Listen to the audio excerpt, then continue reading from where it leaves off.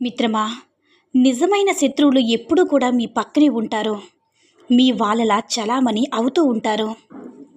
ఎప్పుడు కూడా వాళ్ళని కనుక్కొని ఇప్పుడే దూరం పెట్టకపోతే మీకు కావలసినవన్నీ మీకు దూరం చేస్తారు మిత్రమా. మీ మనశ్శాంతితో సహా. నువ్వు ఎంత మంచితనంతో బ్రతుకుతున్నా కూడా నువ్వు చేసే ఒక్క చిన్న పొరపాటు కోసం ఈ లోకం ఎదురు చూస్తూనే ఉంటుంది మిత్రమా. దానిని భూతద్దంలో చూపించడం కోసం ప్రయత్నిస్తూనే ఉంటుంది. ఇది ఈ లోకం నైజం. సింహంలా పరిగెత్తాలని అందరికీ ఉంటుంది మిత్రమా.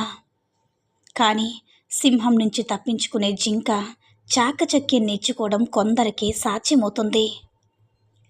నువ్వు పులివి అయినా సరే ఈ లోకం నిన్ను పిల్లిలాగానే చూస్తుంది.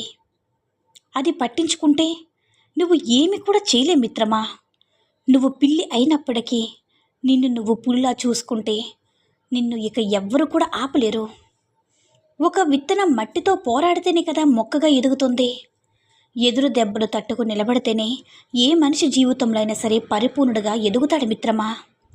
వికసించే పువ్వు నేర్పుతుంది కదా తనలా అందంగా జీవించమని. అలాగే రాలిపోతున్న ఆకు కూడా నేర్పుతుంది ఈ జీవితం శాశ్వతం కాదు అని. ప్రవహించే నీరు చెప్తుంది తనలా అవరోధాలను దాటి ముందుకు వెళ్ళమని. మెరిసే మెరుపు చెప్తుంది ఏ క్షణమైనా సరే గొప్పగా ఉండమని. కాబట్టి మీరు మానసికంగా కృంగిపోవడం మొదలు పెడితే ప్రతి ఒక్కటి మీ మీద ఆధిపత్యం చూపిస్తాయి మిత్రమా. విజయాలకు మూలం నీ మనస్సు.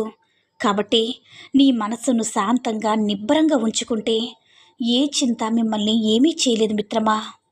మీకుగా ఉన్న ఓడిపోతాననే భయం మిమ్మల్ని సగం చంపేస్తుంది. కానీ గెలుస్తాననే నమ్మకం లక్ష్యం ఎంత పెద్దదైనా సరే చివరి వరకు పోరాడేలా చేస్తుంది. మీకు ఆశ ఉన్నప్పుడు భయం ఉండకూడదు మిత్రమా.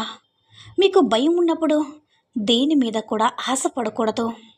ఏదైనా కావాలి అనుకున్నప్పుడు దానికోసం చివరి వరకు పోరాడు.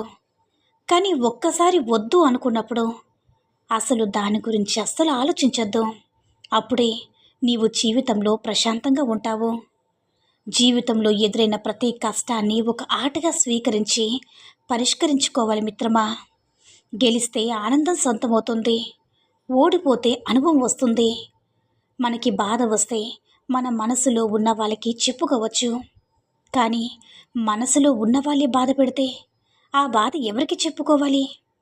ఏడిస్తే చెడిపోయిన వాళ్ళే కాదు, కనీసం బ్రతికి ఉన్న వాళ్ళు కూడా నిన్ను ఓదార్చడానికి రారు మిత్రమా. కేవలం నువ్వు గెలిస్తే తప్ప ఎప్పటి వరకు నువ్వు పనికొస్తావో అప్పటి వరకే తలుచుకుంటుంది ఈ సమాజం నిన్ను. ఆ తర్వాత వెలిగించిన అగ్గిపుల్లను విసిరేసినట్టే. ఎందుకంటే నీ పక్కన ఎవరూ లేనప్పుడు అనిపించే ఒంటరితనం కంటే అందరి మధ్యలో ఉన్న ఒంటరిగా అనిపించే ఒంటరితనం ఎక్కువగా బాధనిస్తుంది మిత్రమా. ప్రతి మనిషికి బాధ ఉంటుంది. కానీ అది చూపించే విధానమే వేరుగా ఉంటుంది. కొందరు దాన్ని కళ్ళతో దాచిపెడితే కొందరు నవ్వులో దాచిపెడతారు. ఇతరుల కన్నీళ్లతో దాహం తీర్చుకోవాలని ఎప్పుడు కూడా అనుకోవద్దు. కర్మ ఫలితం తిరిగి వచ్చి అదే నిన్ను దహించక మానదు మిత్రమా. నీ సంతోషాన్ని వేరే వాళ్ళ దగ్గర వెతికితే జీవితాంతం వెతుకుతూనే ఉంటావు. నీ సంతోషాన్ని నీలోనే వెతుక్కోండి. ప్రతి క్షణం సంతోషంగా ఉంటావు. బ్రతుకంటే భయం లేకపోయినా పర్వాలేదు, కానీ బాధ్యత మాత్రం ఉండాలి మిత్రమా. బాధ్యత లేకపోతే మాత్రం నీకు, నీ కుటుంబానికి కాదు ఈ దేశానికి కూడా నువ్వు చాలా ప్రమాదకరం. ఎవరైతే జీవితంలో క్రమశిక్షణ లేకుండా బ్రతుకుతారో వారు చనిపోయినప్పుడు కూడా వారికి ఏమాత్రం కూడా గౌరవం లభించదు. ఒక మనిషి దేన్నైనా సరే పొందడం గెలుపు కాదు మిత్రమా. అలాగే దేన్నైనా సరే కోల్పోవడం ఓటమి కూడా కాదు. ఇదంతా కేవలం కాల మహిమ మాత్రమే. మన చేతుల్లో ఉంది కేవలం శ్రమ ఇంకా ప్రయత్నం మాత్రమే మిత్రమా. ఫలితం ఆ కాలానికే వదిలేద్దాం. అలాగే పరిస్థితులకు ఆ భగవంతుని యొక్క సంకల్పానికి చెందింది మిత్రమా. కాలం మారుతుంది, అలాగే మన స్థితులు కూడా మారుతాయి. ఈరోజు నువ్వు కోల్పోయింది రేపు నీకు మించిన దారి చూపిస్తుంది. ఈరోజు నువ్వు గెలిచినదే రేపు నీకు గర్వాన్ని కాదు గుణపాఠాన్ని ఇవ్వచ్చు మిత్రమా. అందుకే జీవితం అంటే గెలవడం కోసం కాదు, ప్రయాణించడం కాదు, ఓడిపోవడం వల్ల కూడా కాదు, నిలకడ తప్పిపోవడము కాదు. జీవితం అంటే ప్రతిరోజు శ్రద్ధగా నడవడం, ప్రతి అనుభవాన్ని గుణంగా మార్చుకుంటూ ఉండడం, ముందుకు సాగడం. అర్థమైందనుకుంటా. కాలం యొక్క మహిమ ఎంతో గొప్పది. అది మనకి కాస్త ఆలస్యం చేసిన సరైన సమయంలో అలాగే సరైన దాన్ని ఇస్తుంది.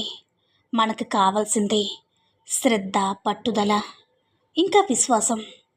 కాబట్టి గెలిచినప్పుడు అహంకారం చెందొద్దు, ఓడిపోయినప్పుడు నిస్పృహ చెందొద్దు.